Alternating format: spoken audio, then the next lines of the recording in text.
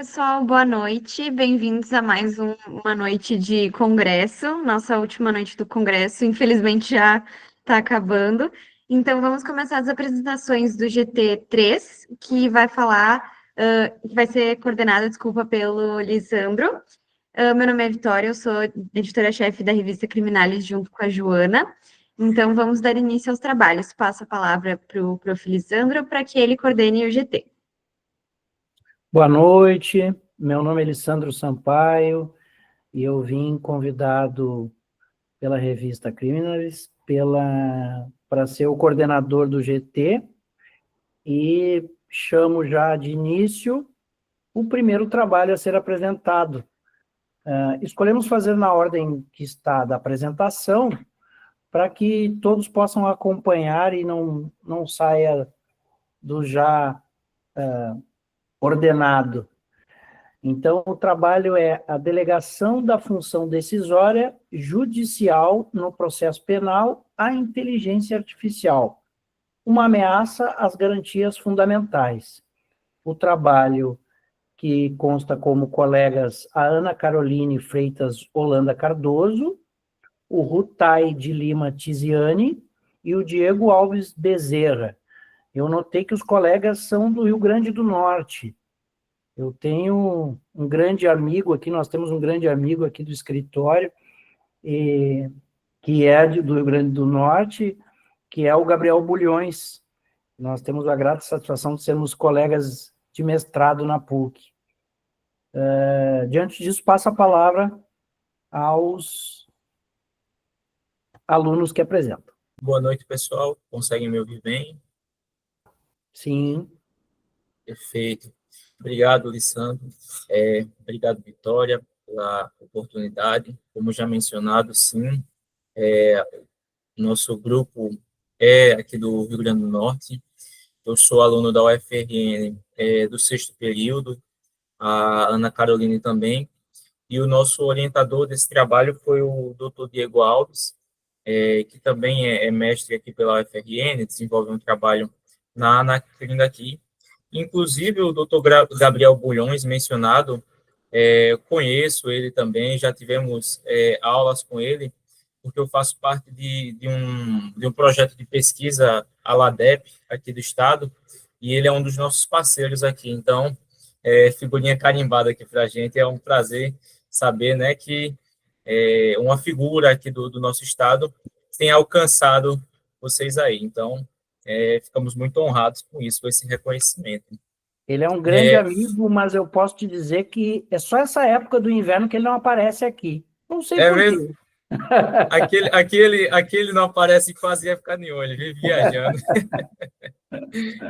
Tava esquiando esses dias. Mas, enfim, a delegação, ficamos com um tema muito interessante, que é a questão da delegação da função decisória através do uso de inteligências artificiais. Eu serei breve, porque tem até outra apresentação para fazer de outro trabalho, mas é um tema que está muito relevante em razão de que o nosso sistema judiciário é reconhecidamente como muito sobrecarregado. Os números dos relatórios do CNJ, do último relatório em números do CNJ, mostrou que mais de 84 milhões de processos estão em tramitação no nosso judiciário. Inclusive, no ano passado, o ministro Barroso até reconheceu, nas palavras dele, que não existe nenhum judiciário no mundo mais sobrecarregado, que trabalhe mais do que o nosso judiciário. Então, percebe-se que o nosso judiciário é muito demandado. E, diante disso, nós vemos um comprometimento da celeridade na tramitação desses processos. E a inteligência artificial vem sendo usada para promover essa maior celeridade e eficiência no julgamento desses casos e um auxílio a essa função decisória, inclusive na questão penal. Esse auxílio das inteligências artificiais no processo decisório tem sido pacificado, regulamentado, podemos dizer assim, pelo CNJ por meio das suas resoluções. Nós tínhamos a resolução 332 de 2020, que vinha trazendo provimentos acerca do uso da inteligência artificial na função decisória. E nós tivemos agora, em março, uma nova resolução, a Resolução 615, que ampliou ainda mais as previsões e a regulamentação desse uso da inteligência artificial no processo decisório. E essa resolução é muito importante, porque ela traz regras muito fundamentais, como questões de promover uma grande transparência no banco de dados das inteligências artificiais. Então, esses dados eles têm que ser apontados de onde eles estão sendo tirados, de que forma eles estão sendo usados, como eles auxiliam no processo decisório. Existem também vedações, principalmente na esfera penal, acerca de como essa inteligência artificial deve ser usada, e aí entram questões como valoração da pessoa da vítima, questões de reincidência, são vedações trazidas, além de que não pode ser delegada a função decisória à inteligência artificial, deve ser acompanhada pelo magistrado.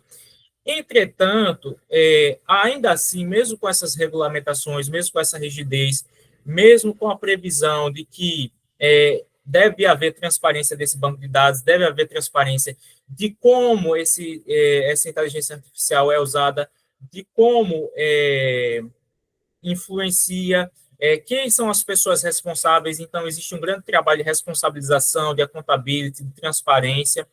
Entretanto, ainda assim, é possível, por meio dessas decisões, utilizar elas de forma auxiliar no processo decisório e até mesmo na produção de peças, mesmo que não haja a delegação da decisão, que é indelegável, mas ainda assim o juiz ele pode utilizar daqueles modelos, se utilizar para basear a sua decisão.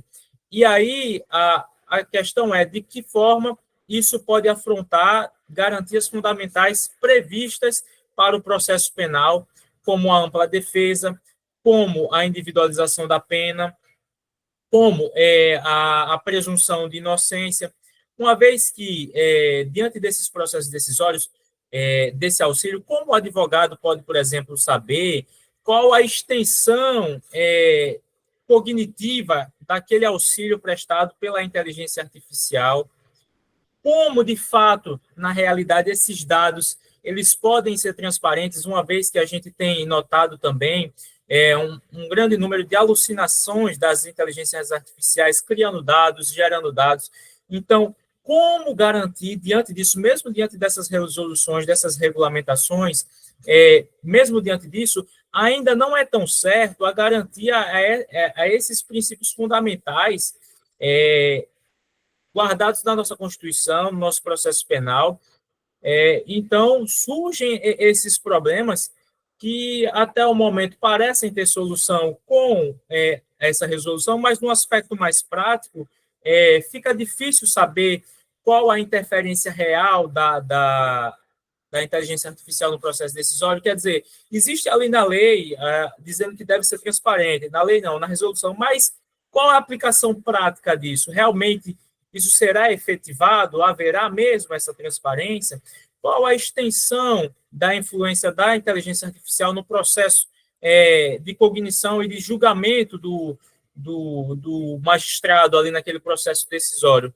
Então, surgem esses questionamentos que só o tempo vai acabar demonstrando como vai ser, de fato, a nossa experiência. É uma resolução nova, é uma resolução mais abrangente do que a resolução anterior, e fica o questionamento, né, de como isso vai se dar realmente na prática. Está previsto essa transparência, essa responsabilização, entretanto, ainda assim, pode, mesmo com essas previsões, isso não proíbe que esses princípios fundamentais do processo penal sejam transgredidos ao momento em que o magistrado, no seu processo decisório, se utiliza dessas ferramentas para gerar modelos, para gerar relatórios, por mais que sejam supervisionados, por mais que passem por esse crivo dele, estão ainda sujeitos a transgredir esses princípios fundamentais.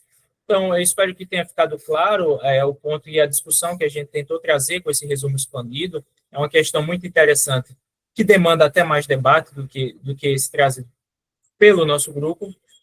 Esperamos ter sido claro. Agradecemos a oportunidade e a honra de ter esse trabalho aprovado para essa apresentação e fico à disposição de todos. Muito obrigado.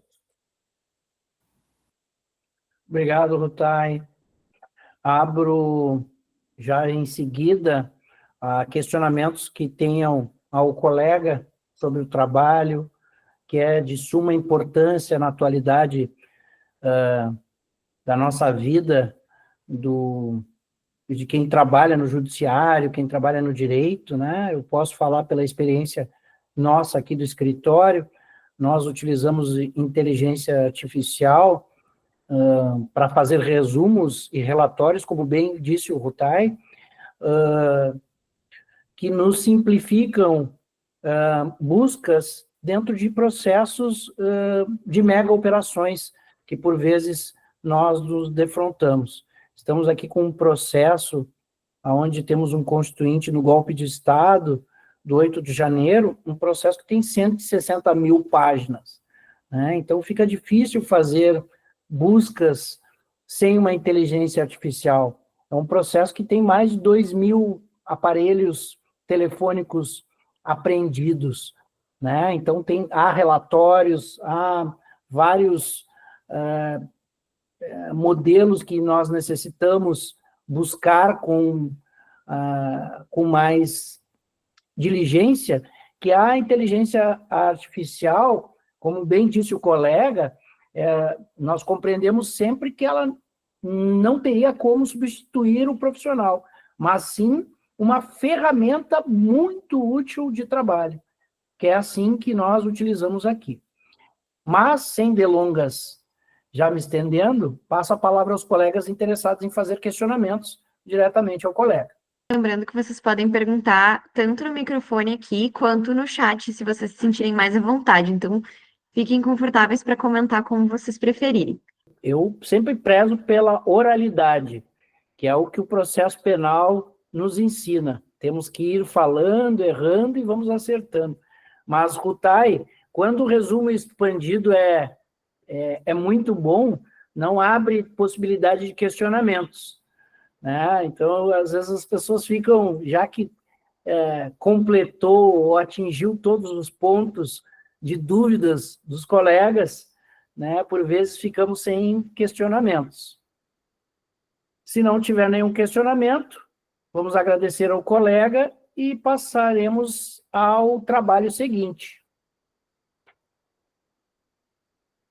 Ok. Vamos passar, então. Obrigado, Rutai, mais uma vez. Excelente trabalho a vocês, seus colegas. Mais uma vez, satisfação de tê-los aqui conosco. Muito obrigado pela atenção, pessoal. Desejo aí boa apresentação a todos. Passamos ao próximo trabalho, que chama-se Inocência Roubada, o impacto da violência sexual infantil online. E será composto pelas colegas Eduarda de Oliveira Vaz, Bianca Luiza Ronefil e Daniela Richer.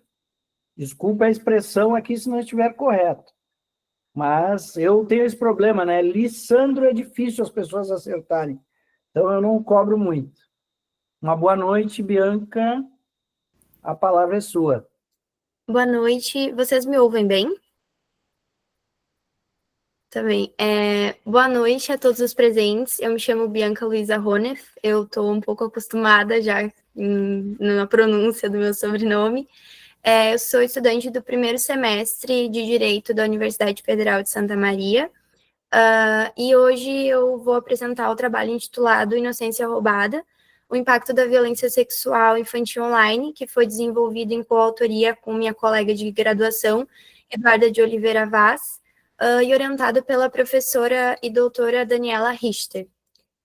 Inicialmente, eu acho que é fundamental contextualizar o porquê do título, né? Porque o título Inocência Roubada foi escolhido.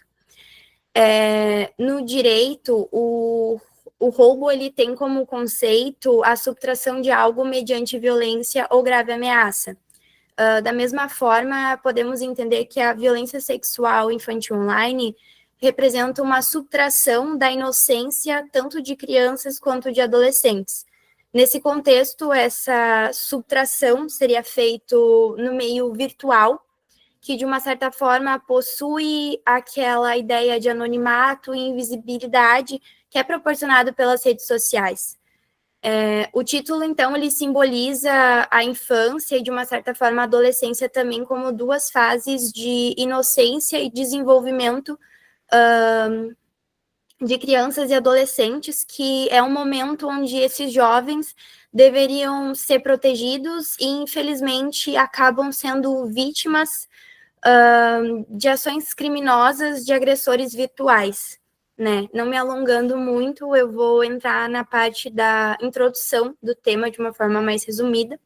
O nosso trabalho, ele trata da violência sexual infantil no ambiente digital, destacando como as crianças se tornaram mais vulneráveis na atualidade devido às novas formas de abuso e novas possibilidades ocasionadas pelas redes sociais e também pela inteligência artificial, que está cada vez mais difundida no nosso meio.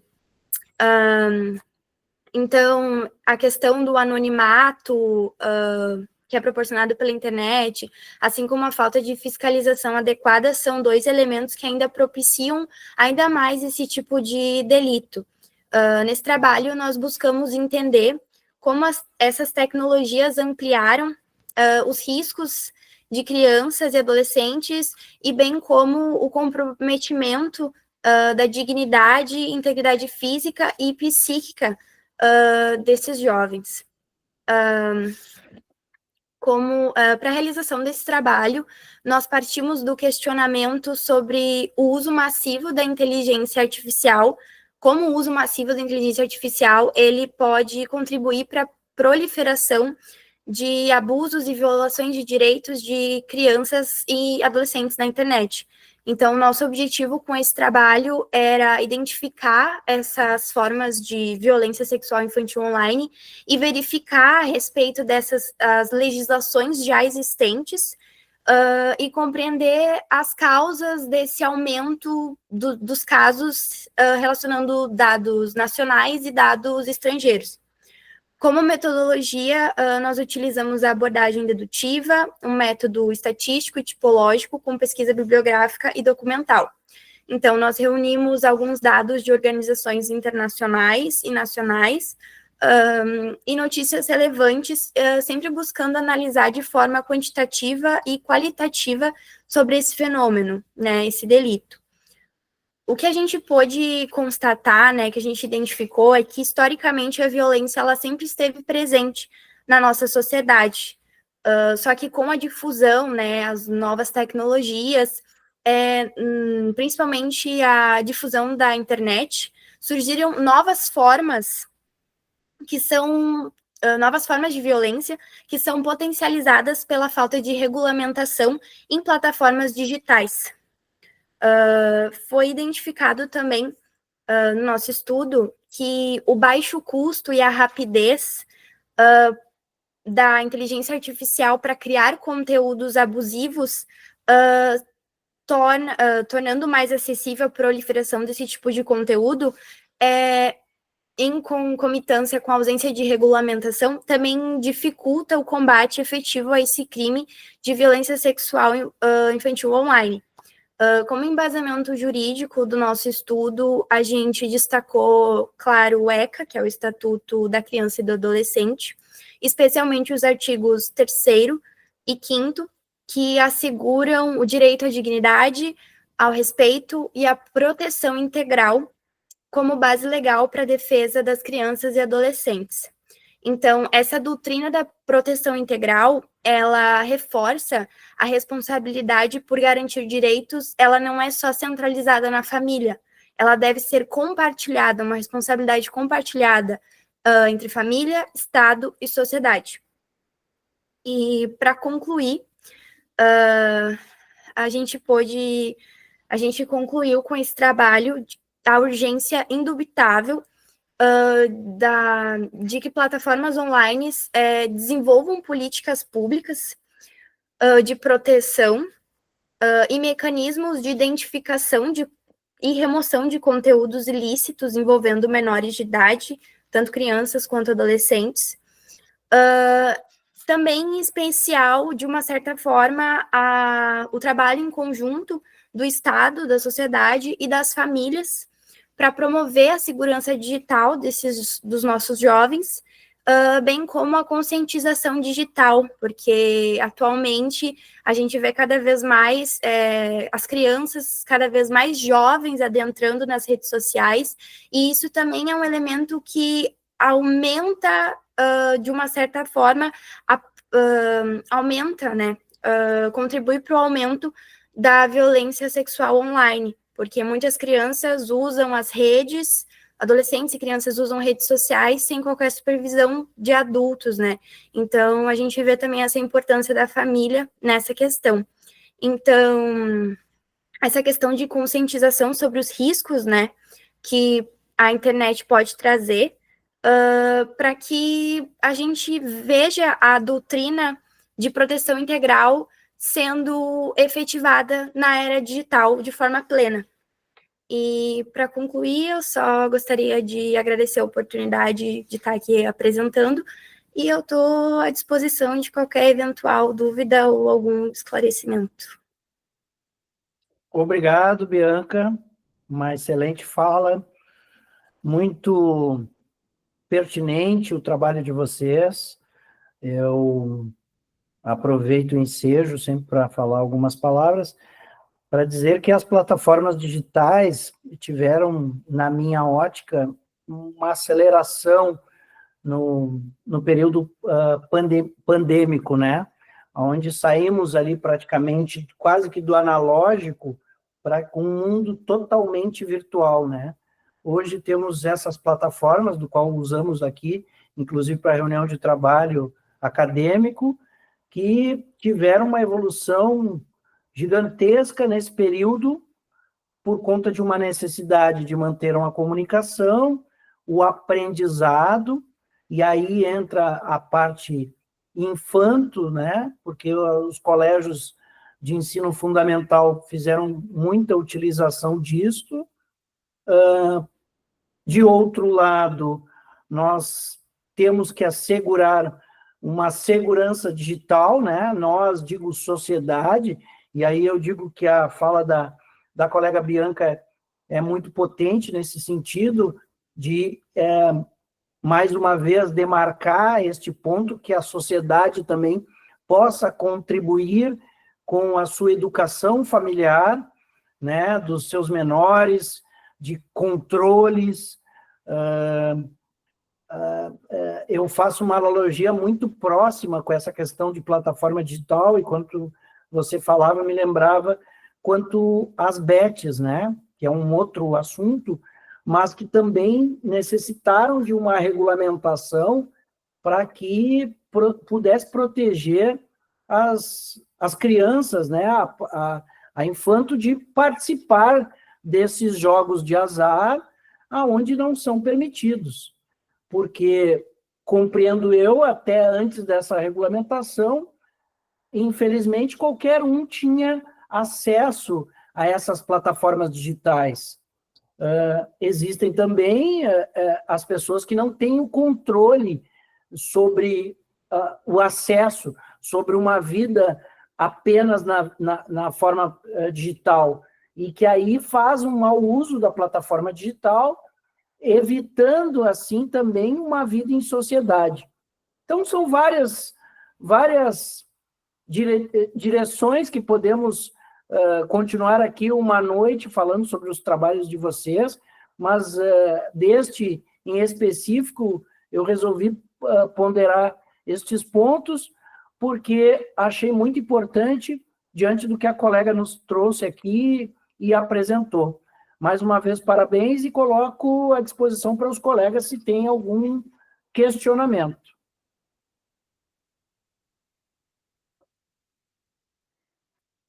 Questionamento eu não tenho, mas eu queria elogiar o tema da pesquisa, porque é um tema que eu leio muito sobre, a questão da exposição dos menores de idade, principalmente na internet, né?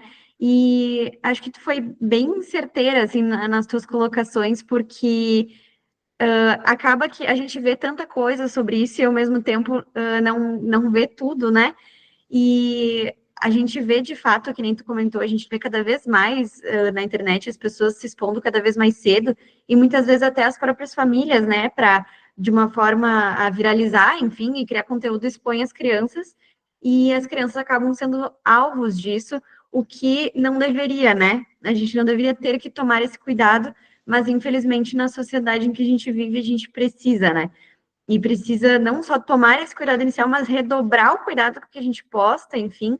E é uma coisa muito interessante, assim, eu gosto bastante desse tema. Curti bastante a tua apresentação do Rutai também, mas é que esse tema das crianças, assim, eu leio muito sobre até pelo meu trabalho, então acabo lendo até mais, gostei bastante de assistir.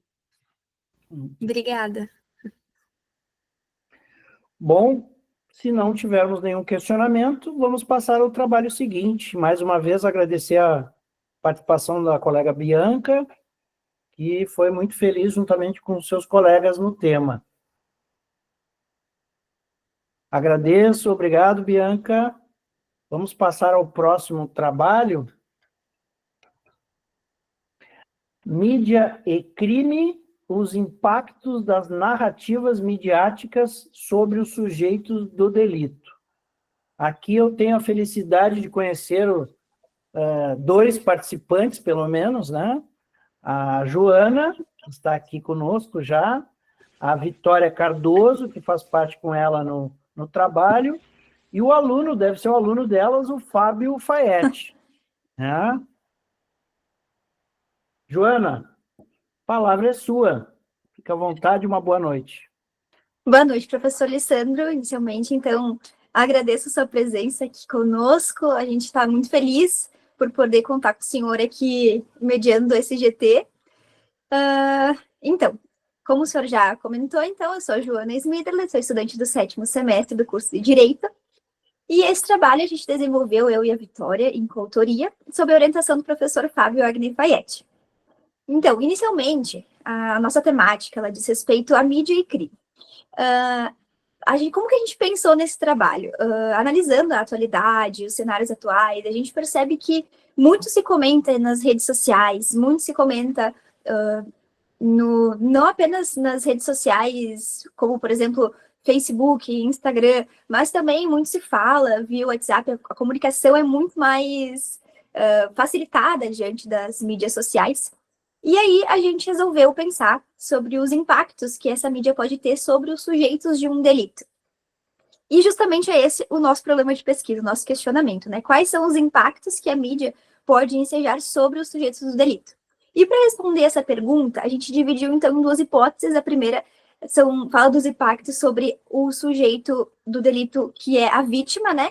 E o sujeito ativo passivo do delito. E a segunda hipótese trata do sujeito ativo, que então seria o condenado, ou então o acusado, ou o investigado, a depender da fase do processo que a gente está tratando.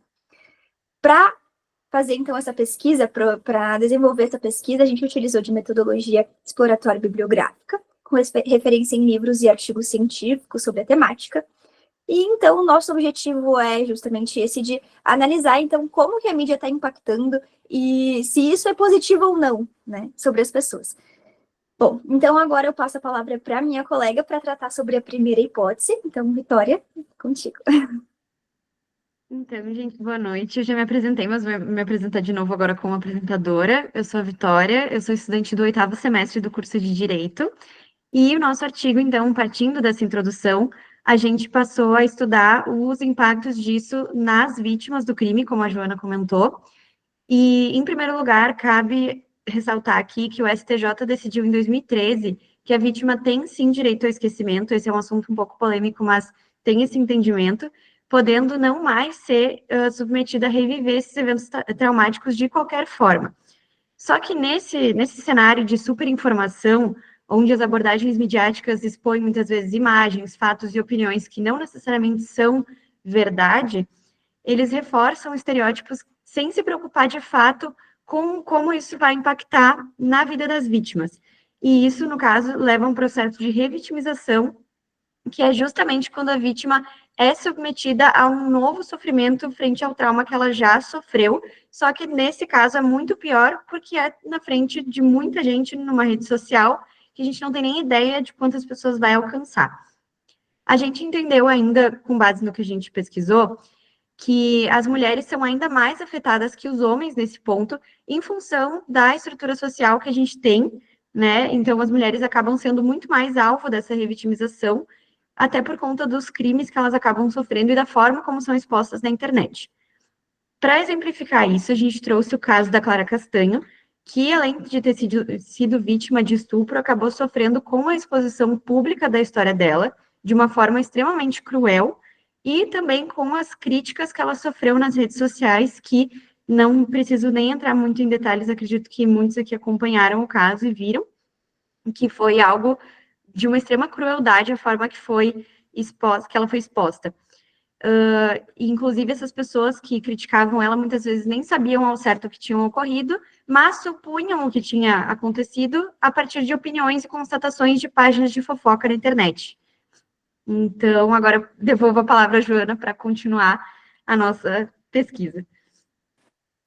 Bom, então indo agora para a segunda hipótese, que trata dos impactos sobre a pessoa do acusado, a gente tem que, muitas vezes, antes mesmo de qualquer condenação criminal, antes mesmo de qualquer produção de prova processual, pré-processual, já existe uma condenação por parte do tribunal da mídia, porque muitas vezes a gente nem está tratando de uma mídia tão massiva, mas redes sociais, que muitas vezes as pessoas utilizam como uma maneira de vingança, pode-se dizer, e não são raros os casos em que depois, ao término do processo, ou até mesmo na conclusão do inquérito policial, se verifica que não é caso sequer de indiciamento do acusado. Então, muito se utiliza essas mídias sociais como uma forma de vingança, de afetar a honra da pessoa, a imagem da pessoa que está sendo acusada de um delito. Então, inclusive, é passível de punição, né, a pessoa que afeta a honra de alguém publicando notícias falsas e informações falsas, mesmo que também não sejam falsas, também é possível que sejam punidas dentro das diretrizes do que prevê os artigos do Código Penal que tratam dos crimes contra a honra, como injúria, calúnia e difamação. Então, calúnia e difamação aí encaixa muito bem nisso. E muitas vezes essas pessoas acabam tendo e apesar de condenadas, né, independente de condenadas ou não, elas acabam tendo uma punição extra, né, extra caso seja condenada, e se não for condenada, acaba tendo uma punição que não seria devida, né, sequer seria devida com a condenação, até porque a condenação seria uma pena privativa de liberdade, restritiva de direitos, e não de difamação. Isso não dá o direito de outra pessoa, um terceiro, ou apesar de ser a vítima, não dá o direito dela ir lá e atingir a honra dessa pessoa. Então, também é uma maneira de impacto que a mídia tem sobre a pessoa do acusado. Esses impactos, muitas vezes, eles são irreversíveis, porque no momento em que alguém lê uma notícia, fica sabendo de algo sobre uma pessoa, algo negativo, a prática de um delito, e aí a gente pode destacar até os delitos sexuais, que são delitos de uma grande reprovabilidade ética dentro da sociedade. A partir do momento em que a pessoa sabe, a pessoa toma conhecimento de que pode ser que alguém tenha cometido esse delito, dificilmente essa pessoa vai voltar a ter aquela visão imparcial, pode-se dizer. Imparcial é complexo, né? Porque nunca é imparcial. Mas essa visão, ela acaba sendo ainda mais estigmatizada, a pessoa acaba sendo ainda mais estigmatizada diante da sociedade da qual ela faz parte. Isso impacta diretamente na vida da pessoa, no trabalho, nas relações sociais todas, e é também um efeito direto da mídia, né? Não, e como eu falei inicialmente, nem uma mídia tão massiva, uma mídia tão... não estamos falando a nível de, por exemplo, notícias que saem na TV.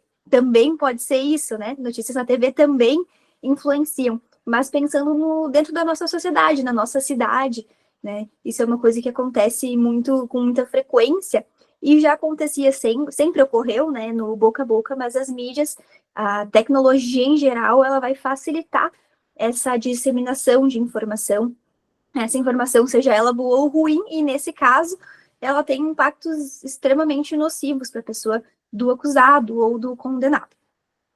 Então, agora, encerrando a nossa parte das hipóteses e também já falando das nossas conclusões sobre as hipóteses, agora passo a palavra para a Vitória para as conclusões. Então, com base no que a Joana relatou sobre as nossas hipóteses, né, principalmente essa última questão também dessa estigmatização, né, que é inerente aos dois casos, né, tanto a revitimização quanto no caso dos condenados, e às vezes nem isso, como a Joana comentou, às vezes só estão sendo condenados, digamos assim, pelo tribunal da internet, né, a gente concluiu que a falta de cautela e o excesso de exposição atingem, sim, significativamente a vida das pessoas que são envolvidas, né, em crimes, dos sujeitos do delito, e que essa cobertura da mídia, ela acaba expondo de forma imprudente esses envolvidos em função muitas vezes dos índices de audiência, né, do chamado furo de reportagem. Então, para ter a primeira notícia, a primeira palavra e noticiar isso em primeira mão, eles acabam abrindo mão da ética muitas vezes, e isso, né, a gente conhece muito por sensacionalismo, que é uma coisa que acaba, sim, afetando, então, a vida tanto das vítimas quanto dos possíveis acusados de crimes, né? Então, nesse ponto, a gente entendeu que a proteção dos sujeitos do delito acaba passando longe de ser uma prioridade, e uma vez que esse cenário onde os estigmas e pré-julgamentos dessas pessoas seguem sendo perpetuados, e agora até de uma forma mais grave, por conta de ser virtual, né? Antes, como a Joana disse, era no boca a boca, então as pessoas iam comentando e eventualmente caía no esquecimento, mas hoje em dia a internet tem esse poder de voltar com as pautas, e a pauta nunca morre, né? Uma vez na internet, ela fica lá e pode voltar à tona, né? Então, a mídia, assim, influencia diretamente na percepção também sobre os crimes e na opinião pública, né, fazendo com que, então, se perpetuem esses estigmas. E a gente também colocou uma observação sobre a necessidade de observar os princípios éticos ao se tratar desses pontos, principalmente no que tange aos direitos dos envolvidos, que devem ser protegidos, né? Ainda que haja um direito a ter acesso às notícias, esses princípios têm que ser observados para que a vida dessas pessoas não fique marcada por isso, principalmente na internet. E é isso. Agradeço. Joana e Vitória, vocês fizeram um trabalho para esse colega de vocês, o Fábio, aí, que não sabe nada e nem apareceu. Então, eu estou muito feliz aí pelo trabalho de vocês. Eu só fiquei com medo nesse meio desse jogral, que uma chamava a outra, que me chamassem aí, porque eu não sei nada, né? Eu agradeço, Joana, sempre o convite, sempre que for convidado, estarei presente, tu sabes disso, né? Não sou professor, não é a minha vocação, mas sempre me disponibilizo para passar a minha experiência aí como advogado criminal, da qual é uma atividade que eu tenho muito apreço, né? Eu tenho uma dedicação por inteiro na minha vida e procuro sempre estar aprendendo. E nada melhor do que aprender com vocês, que são alunas especiais, extraordinárias e compenetradas com estudo. E lembrando aqui o meu sócio, o João Otávio Jardim, que fala sempre sobre o velho Carnelucci, que vem muito ao encontro desta fala poderosa de vocês hoje sobre as mídias, né? Sobre os sujeitos de delito. E Carnelucci, ele tem uma passagem que ele diz que o processo penal pune, né? E nós costumamos dizer no direito criminal, na advocacia, o processo penal pune muito antes de decidir se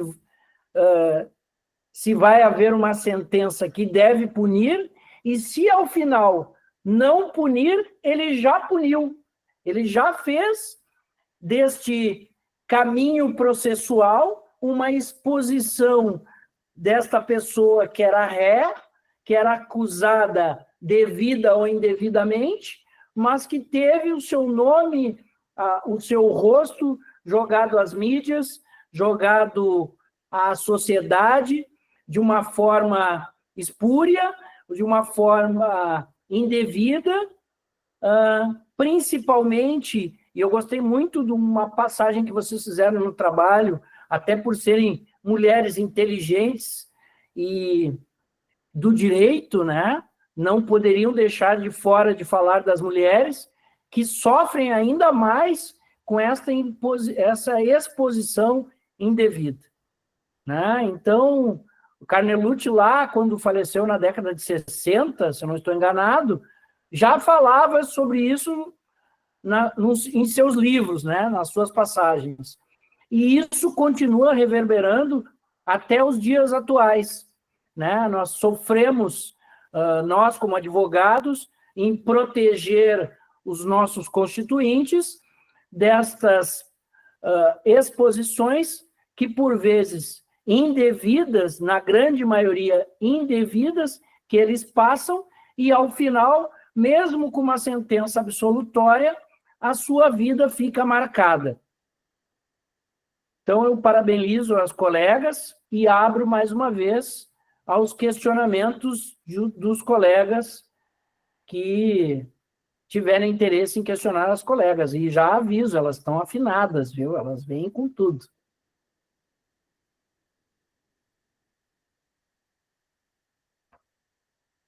Nenhum questionamento? Prof, agradeço, então. O Rutai levantou a mão. Opa! Não tinha visto. Fique à vontade, Rutai. Eu realmente acho muito interessante essa temática, principalmente com as redes sociais, né? Enfim, os tribunais das redes sociais têm tomado cada vez mais relevância. E aí, como o Lissandro falou, né? É um processo que pune antes de ter mesmo uma sentença. Eu queria saber, que aí é uma curiosidade minha mesmo, se existe, se nessa pesquisa vocês constataram algum tipo de responsabilização para esses canais ou para essas pessoas nas redes sociais, que vinculam essas informações, mas de forma assim, como se tivesse segundo as intenções, ou como se fizesse comentários, que de certa forma já dessem ali uma sentença, já incentivassem o público em geral um espírito de condenação, algo nesse sentido, assim, vocês enxergaram algum tipo de responsabilização? E aí é curiosidade pessoal minha mesmo.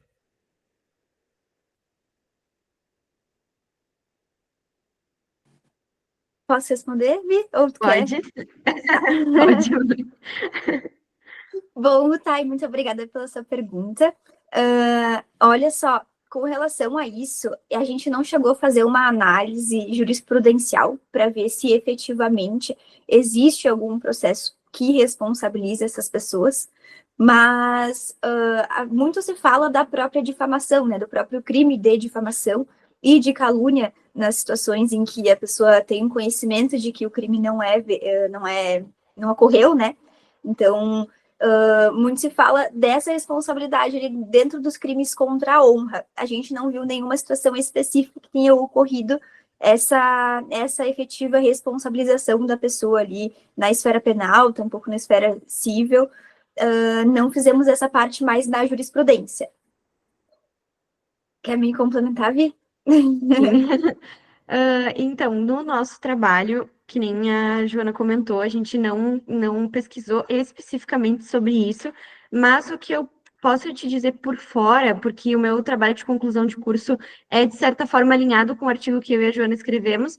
Então, esses dias, inclusive, eu peguei um artigo que falava sobre isso, que é muito difícil responsabilizar uma pessoa por essa exposição, porque muitas vezes são canais inteiros que são redes enormes, muito maiores do que a gente imagina, de redes de fofoca, enfim, com informantes, enfim, é um esquema muito complexo mesmo.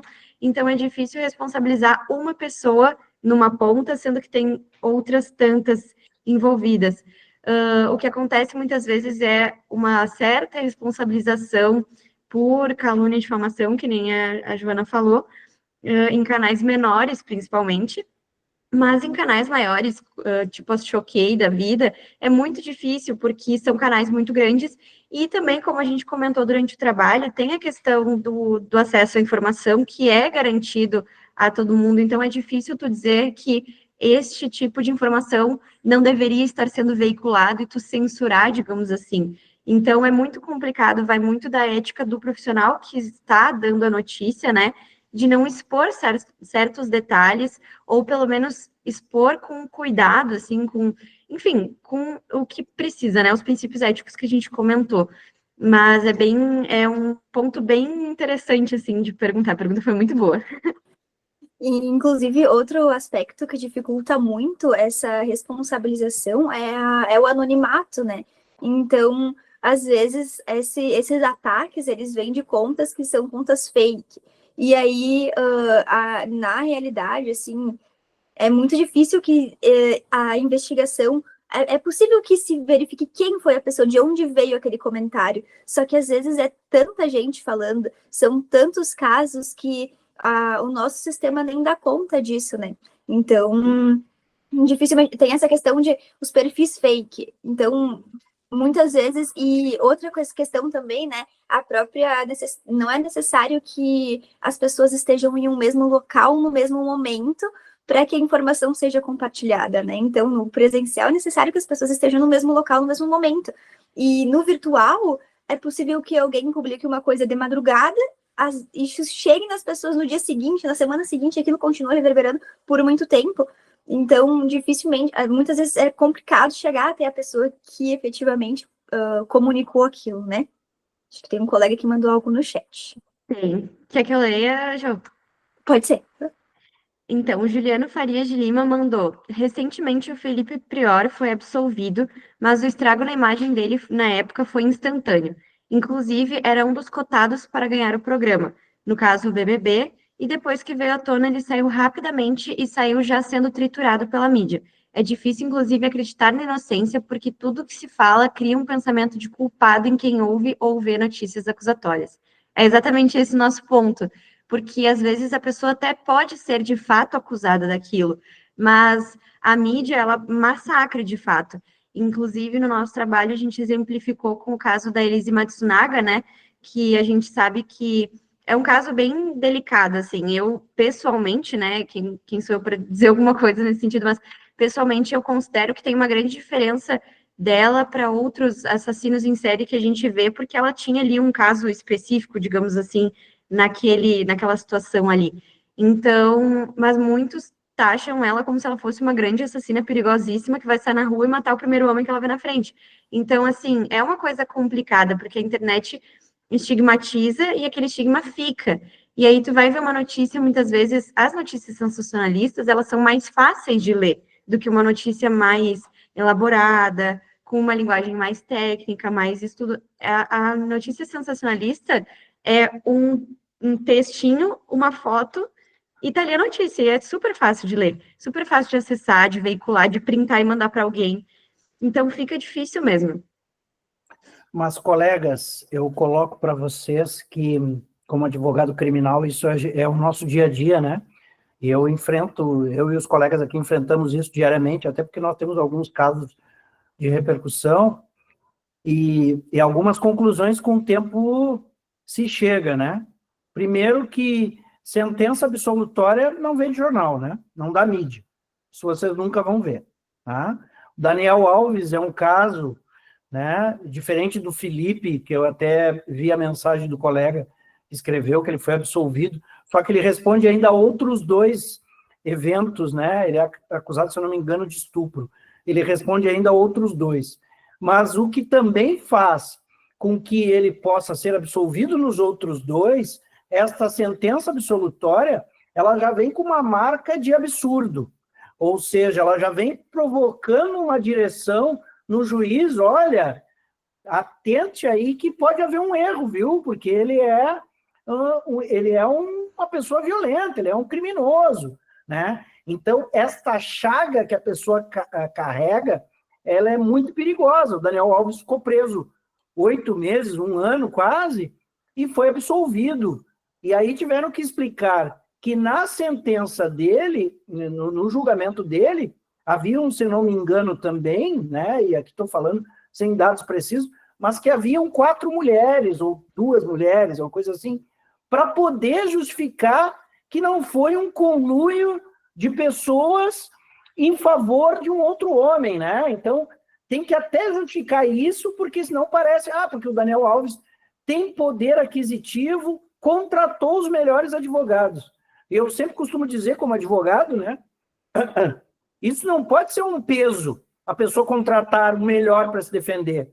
Como se a pessoa ficar doente, a pessoa não tem que... Se tem plano de saúde, não é por isso que ela tem que procurar o SUS, né? Ela vai procurar o melhor da medicina, ela vai procurar o melhor jornalista, ela vai procurar o melhor dentista, né? E da mesma forma, o advogado. Claro que sabemos que a Defensoria Pública tem um excelente trabalho, mas por vezes não consegue dar a qualidade e o atendimento devido a todos os seus clientes, que são inúmeros. Mas esta chaga que existe no processo penal em apontar, e eu falo aqui, eu que eu sou velho para vocês, mas a minha avó, e eu me lembro quando ela via esses periódicos da televisão, inflamantes, né? Ela diz, olha ali, aquele ali, olha a cara dele, mas ele não é um bandido, ele é um bandido. Aí eu dizia, vó, aquele ali é um delegado, esse aí também é culpado. Então, aquela vontade de apontar o condenado, ela é muito maior de se olhar, ou observar e escutar a história e procurar fazer uma análise fria. E é o que eu sempre falo para vocês, acadêmicos, né? Porque todos somos acadêmicos, escolhemos uma profissão, como diz o professor Paulo Faetti, irmão do Fábio, já que o Fábio não veio contribuir para o trabalho de vocês, né? Vai ganhar a nota em cima de vocês, olha o absurdo. E o Paulo fala, continuamos sempre estudando direito penal porque ele não é perfeito. E por isso que continuamos sempre estudando, sempre buscando, seremos sempre escravos do estudo para poder compreender o direito penal. E aí as pessoas leigas, que nunca acompanharam vocês nem até o portão da faculdade, elas têm sentença, leitura labial, a composição óssea do assassino, a cor nem se fala, né? Se ele tiver com boné e camisa de time, então é perpétua, né? Então, e sempre como se fala, quando a pessoa pegou 15, 20 anos, é pouco. Né? Então, são questões que nós, como profissionais do direito, vamos confrontar sempre com a sociedade, e cabe a nós também partilhar do nosso pequeno conhecimento para contribuir para que as pessoas não façam juízos de valor indevidos, né? Porque hoje apontamos alguém e amanhã esse alguém pode ser alguém que amamos. Então temos que ter muito cuidado. Agradeço mais uma vez as gurias, né, as colegas, as doutoras, pelo trabalho, pelo excelente trabalho proposto aqui para nós. Muito obrigada, prof. E já lhe adianto que o colega Eduardo, ele me comunicou que ele não vai conseguir acessar para apresentar o trabalho. Eu acredito que ele era o próximo, né? Perfeito.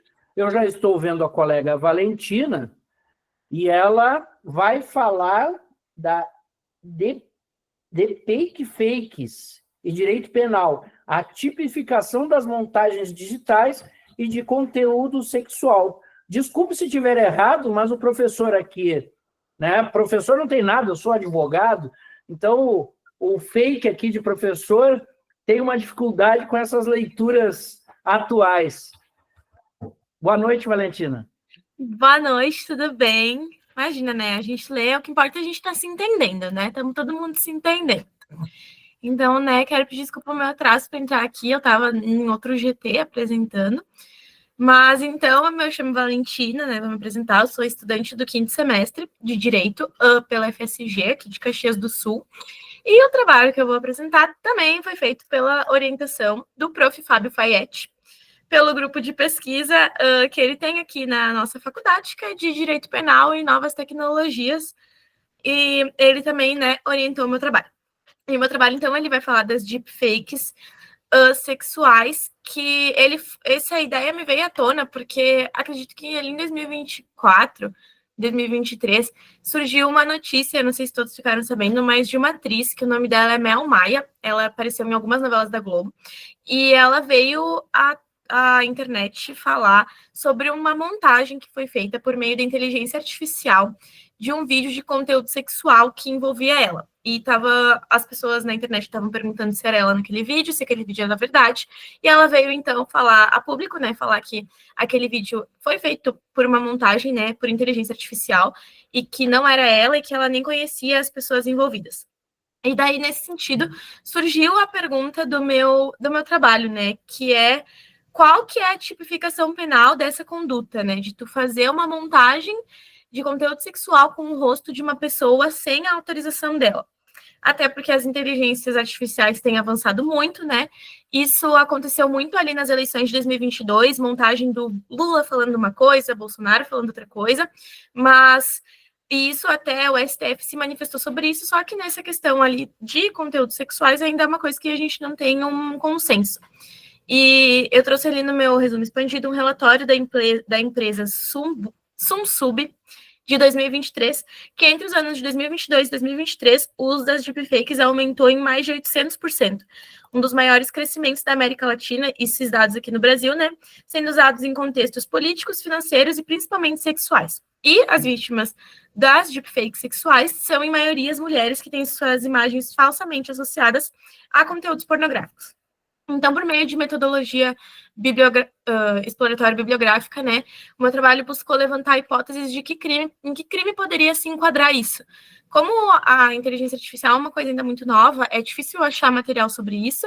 A minha pesquisa ainda está em desenvolvimento, né, por ser apenas um resumo expandido, mas eu consegui levantar duas hipóteses principais que ficaram entre o artigo 216b e o artigo 218c.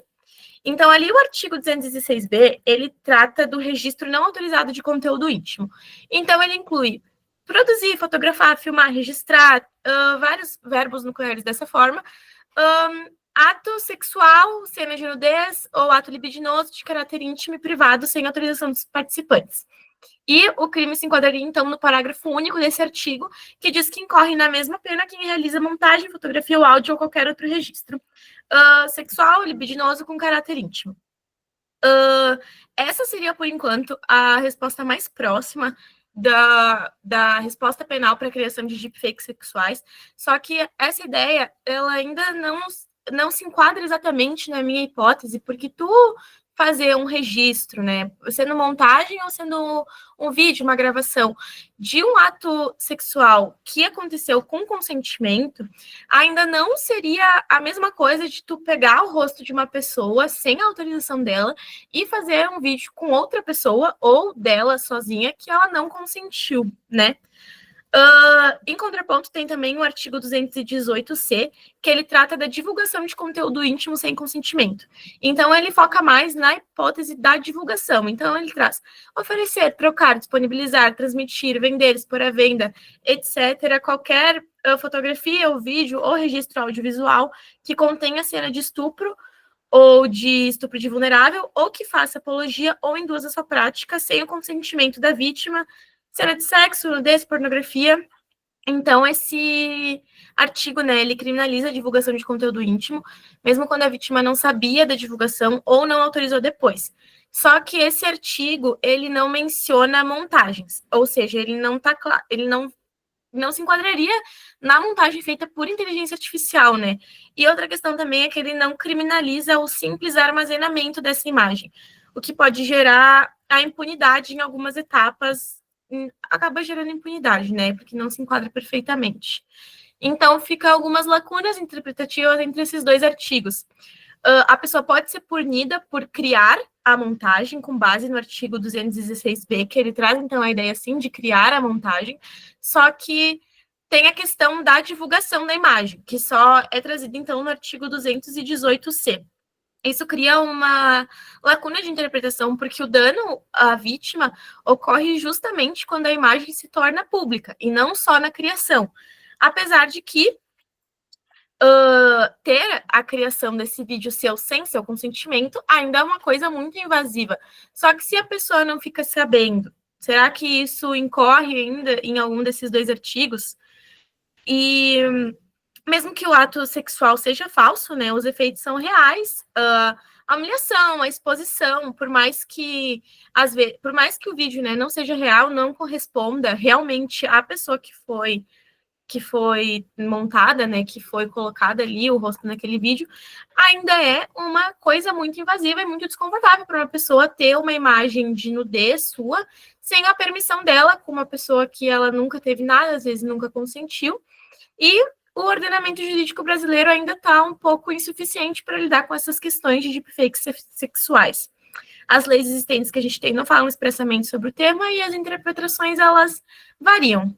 Mas, então, como eu disse, né, essa minha pesquisa ela ainda está em andamento, ela ainda não tem uma hipótese correta, e estou aí trabalhando para futuramente talvez transformar num artigo e desenvolver melhor alguma dessas ideias. Então, eu agradeço a atenção de todos os presentes, e se alguém tiver alguma sugestão de bibliografia ou de ideia para me trazer, eu agradeço. Muito obrigada pela atenção. Muito obrigado, Valentina. Muito importante a tua fala, e eu costumo sempre dizer que o mundo digital não é terra de ninguém, por mais que as pessoas achem que tudo podem no mundo digital, há uma série de pessoas aí com complicações na justiça penal por conta de utilizarem de forma indevida o mundo digital para diversos delitos, né? Entre os quais as colegas anteriormente comentaram os crimes, os delitos contra a honra, né? Que muito afetam e machucam a nossa sociedade, e o mundo digital não é terra de ninguém. Eu gosto muito de lembrar isso. Eu achei muito importante o teu trabalho. Que pena que tu fez sozinho, porque esse teu colega que fez contigo aí não apareceu, né? Então é um problema. E digo a todos, né, que este colega, que eu tenho a grata satisfação de ser meu amigo pessoal, Fábio Agni Fayette, foi meu primeiro professor de Direito Penal em 1997. Então vocês veem como ele é velho, né? E eu sou novo, por óbvio. E diante deste aprendizado que tive com ele, ainda tive mais gosto, já no segundo semestre, pelo direito penal, e dali por diante segui meus estudos, e infelizmente, ou felizmente, estou até hoje, né? Infelizmente, porque a gente não para, né? E felizmente, porque, pelo menos, se sou burro, ainda sou um burro em informação, né? Para alcançar um nível satisfatório. Bom, mas sem mais delongas, abro espaço para os colegas fazerem questionamentos para a colega Valentina, que trouxe um assunto também muito pertinente, como os anteriores, com muita conexão com tudo que se foi falado até aqui. Algum questionamento? Nós temos uma mensagem no chat, mas essa é sobre a apresentação anterior. Então, primeiro, quem tiver perguntas sobre o trabalho da Valentina pode falar primeiro, mandar no chat. Depois a gente vai para o comentário do trabalho anterior. Perfeito.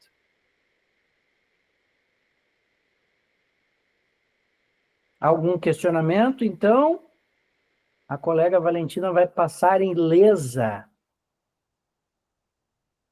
Eu acho que tem colegas que estão com a mão levantada no chat, mas não sei, agora acho que abaixaram as mãos. No chat eu não consigo ver, mas a Vitória está atenta ali. Tati, só a pergunta de antes mesmo. mas que eu vou deixar quieto por enquanto, porque não é sobre o trabalho de agora, daí, pra gente não misturar os assuntos. Então tá, eu acho que é isso, Valentina. Muito obrigado pela tua participação. Eu sempre digo que um trabalho que não há questionamentos ainda mais contempla o que se esperava da fala do interlocutor. Então, eu fico muito satisfeito, muito feliz pelo teu trabalho, um bom trabalho, um excelente trabalho, e continuamos aqui. Vitória, qual é o questionamento que nós temos, então, a seguir? Deixa eu dar uma olhadinha aqui. Também é do Juliano. Ele mandou: gostaria de fazer um adendo sobre o Felipe Prior, que ele foi absolvido em um caso e condenado em dois, e ainda resta outro pendente de decisão. Falo isso porque não aprofundei na notícia e fui logo usando aqui como exemplo, que mesmo que seja válido, já que a questão não é se é culpado ou não, e sim a exposição das partes. Mas como o professor citou o Daniel Alves, este Felipe tem uma grande chance de ser culpado em todos os casos, inclusive no que foi inocentado. Grato. Não, mas vamos aguardar, não é porque também foi condenado em primeira instância, ainda pode haver reversão. Caso também que devemos usar como modelo aqui, claro, para nosso bate-papo de hoje, é o do Daniel Alves, porque apenas por analogia, até porque ele foi judicializado numa jurisdição totalmente diferente da nossa, mas ele foi condenado em primeiro grau e foi absolvido em segundo grau. E o que pode acontecer com o Felipe também nessa toada, né? Não podemos, somente porque foi condenado em primeiro grau, eu acho, né? Eu também estou falando aqui sem conhecimento da causa, que ele não possa ser revertido em instância superior a esta condenação, né? Então, a gente tem que ter muito, mesmo assim, temos que ter muito cuidado com essas falas, porque elas machucam, né? Existem famílias também ao lado dessas pessoas que são réus e acusados. É isso, colegas? Vitória, Joana, Valentina, mais alguma fala? Acredito que seja isso, né, pessoal? Se alguém tiver mais alguma consideração, mas acho que, a princípio, encerramos, né? Então, mais uma vez agradeço a Bianca. A Bianca quer falar. A Bianca quer falar. Oi, boa noite. Não é sobre uma dúvida a respeito do trabalho da Valentina, mas é uma dúvida a respeito da gravação, se ela vai ser disponibilizada para gente ou... Sim, essa gravação de hoje, ela vai ser disponibilizada daqui mais ou menos umas 2 semanas, que daí é o processo de edição e tudo mais, e aí vai ser disponibilizada.